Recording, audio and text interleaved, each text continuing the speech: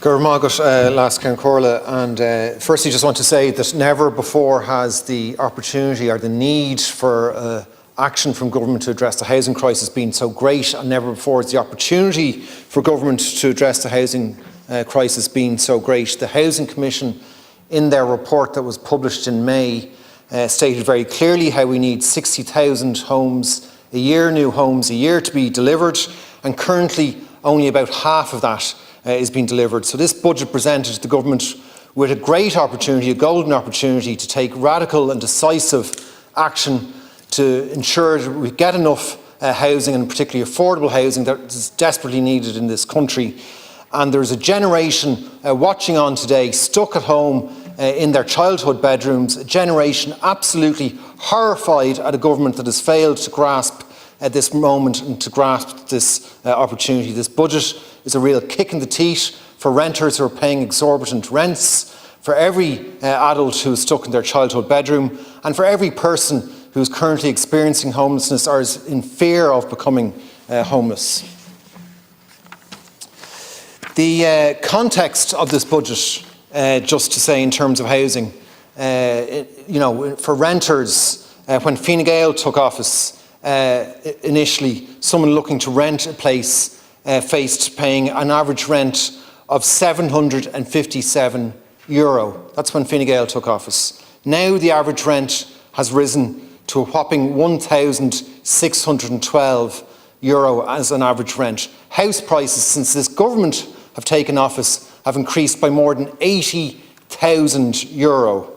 Home ownership is at its lowest level in more than 50 years. If you go back to 1991, Ireland had one of the highest home ownership rates in Europe at about 80%. In just 30 years, that has fallen to 66% and is continuing to fall. And at the same time, the government continues to subsidise and encourage expensive rental-only developments owned by international funds, where there is no option at all for people to buy. So this is a direct result of what the government is doing and indeed failing to do. And in terms of homelessness, there are now 14,486 people who are homeless and living in emergency accommodation.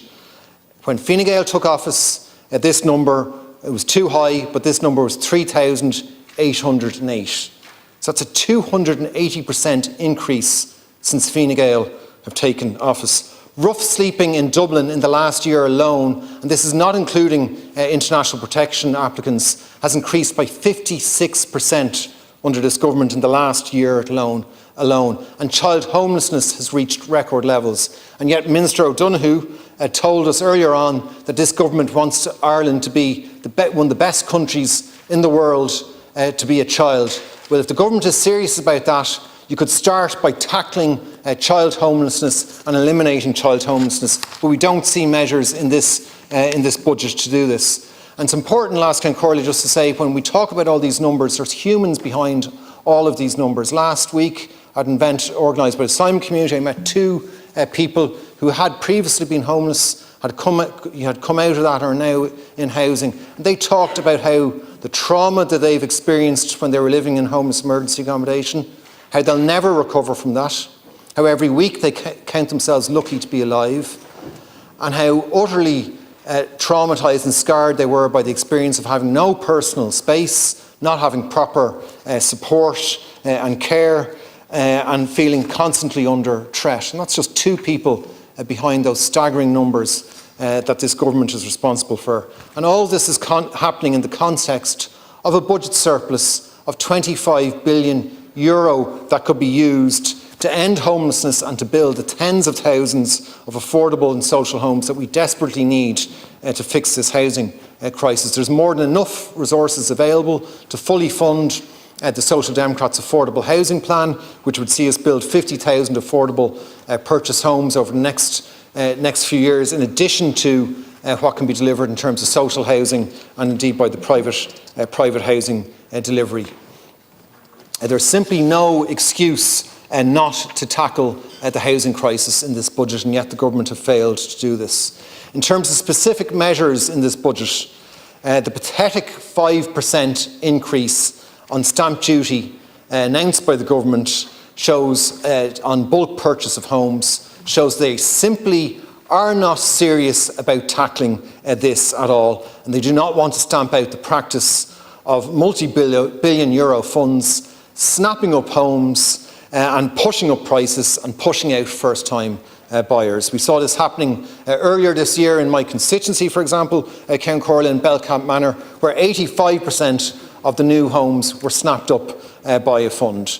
And what action did the government take at that time? None at all. It's taken them all year to come up with a simple and paltry 5% increase in stamp duty, which they know will not be effective. It's worth remembering that this stamp duty applies to funds that buy up homes that are already built and already exist, homes that could have and should have been made available to individuals and families to buy. Last year alone, we saw a 56% increase in the number of homes being bought up by these funds paying the ineffective stamp duty rate. So shows yet again that the government is not serious about tackling this, and that they are on the side of the funds and not on the sides of people who are desperately trying to find an affordable place to live. This budget also fails to take any action in terms of the large subsidies and tax subsidies that are in place for international funds and investors. This is especially the case when it comes to the tax subsidies that international funds enjoy and REITs enjoy. And let's be very clear, favourable tax treatment for these funds is a subsidy. That's what it is. Situation is that REITs pay no capital gains tax, no corporation tax, and no tax on their rental income. International investors and funds who are investing into REITs pay virtually no tax in this state at all, while extracting huge profits from their rental incomes. Now, this highly favourable tax regime for international investors is unjust, and it's a slap in the face for every Irish worker that it contributes to true taxation to fund our public services. The Social Democrats in our alternative budget proposals proposed a levy on REITs to ensure that they would at least make some contribution from the profits they make towards our services. Is there any other country in the world that subsidises large international funds in this way to provide extremely expensive rental accommodation? I don't believe any other country in the world is doing this. Other countries, what they do with their subsidies is they put it into affordable housing to make sure there's more affordable housing available for people. So it's no wonder that under this government that rents have never been higher, house prices never been higher, homelessness never been higher, when you're actually subsidising funds that are making huge profits, extracting very high rents. Of course, part of this whole sweetheart deals with these funds is how the government backs long-term leasing deals as a further subsidy to these funds. And we saw in today's budget that there was no fanfare from the government on this. It was just buried into the detail. We saw in this government they breaking the commitment they gave over the last few years on long-term leasing. Time and again, this government had told us that they're winding up long-term leasing. These sweetheart deals that ensure that the state pays over 20 to 30 years, pays the entire cost of financing a home, and yet leaves the investment fund with full ownership at the end. Incredibly bad value for money, but of course we've come to expect this from this government, not interested in value for money. A government that has presided over a bike shed being built at the cost of higher than producing a new home. So value for money seems to mean nothing for this government. But we promise time and again from this government that we'd wind down these sweetheart long-term leasing deals, and yet today they announce 7,400 new long-term leasing deals over next year.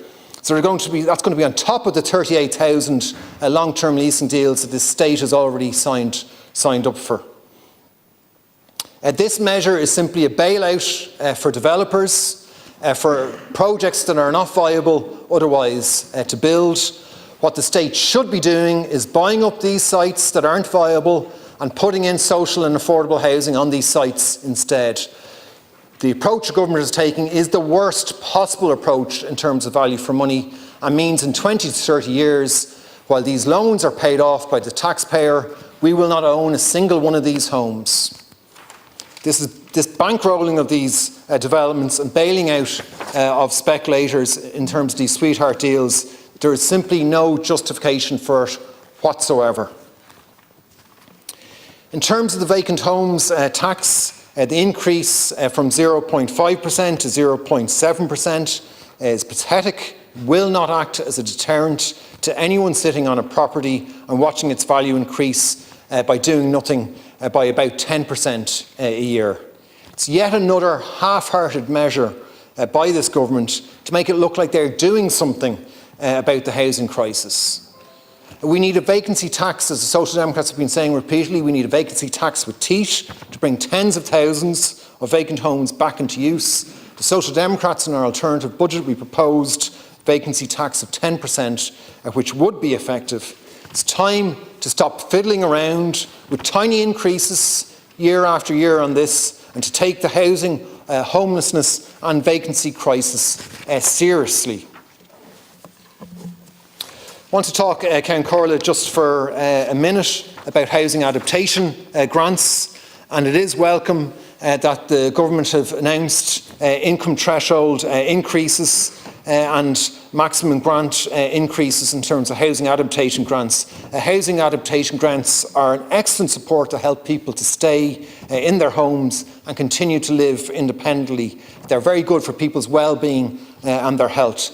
I have to say, though, that these measures are long overdue. The grants have failed to keep up with very significant levels of housing construction inflation. The review into housing adaptation grants was due to be published before the end of 2022. So why has it taken the government 2 years to act on this? And it's very hard not to ask the question, why 2 years? Was the government simply holding back on this decision and on this much needed announcement simply because they wanted to announce some good news a couple of weeks or a few weeks before an election is called? Also, it's not simply a question of the thresholds and the maximum grants. The number of grants awarded needs to be looked at. The government funded fewer housing adaptation grants this year than was funded in 2010. Now, what's happened between 2010 and 2024? Well, there's been a huge growth in the number of people aged 65 and over in Ireland. It's increased by almost 300,000 people in the last 14 years. So the fact that less grants are now being awarded is something highly significant that the government should be tackling. There's significant waiting lists in terms of housing adaptation grants, and people simply cannot wait for a grant. If you need a chairlift to be able to get up in your house and stay there, you shouldn't be left waiting. The department gave a commitment back in 2019 to publish data about waiting lists. We're still waiting on that commitment to be made, and we know that information published by Alone showed significant waiting lists in terms of information they gathered through Freedom of Information requests. They estimated to be up to 5,000 people. So we need an increase in the number of grants awarded, and we need the information about the waiting lists to be published and for measures on that to be tackled. Cian O'Callaghan, in conclusion, never before has the opportunity for a government to fix our housing crisis been so great. Never before has the need been so great in terms of record rents, record house prices, record numbers of people living in homeless emergency accommodation, and record numbers of children living and growing up without a home. Never before has the need been so great, and never before has so many resources been available to tackle this, and has such an opportunity to tackle this been squandered. The government had an open goal here in terms of the housing crisis to take action, an open goal. Not only did they not get the ball into the back of the net, it appears the government isn't even on the pitch when it comes to fixing the housing crisis. Thank you, Deputy.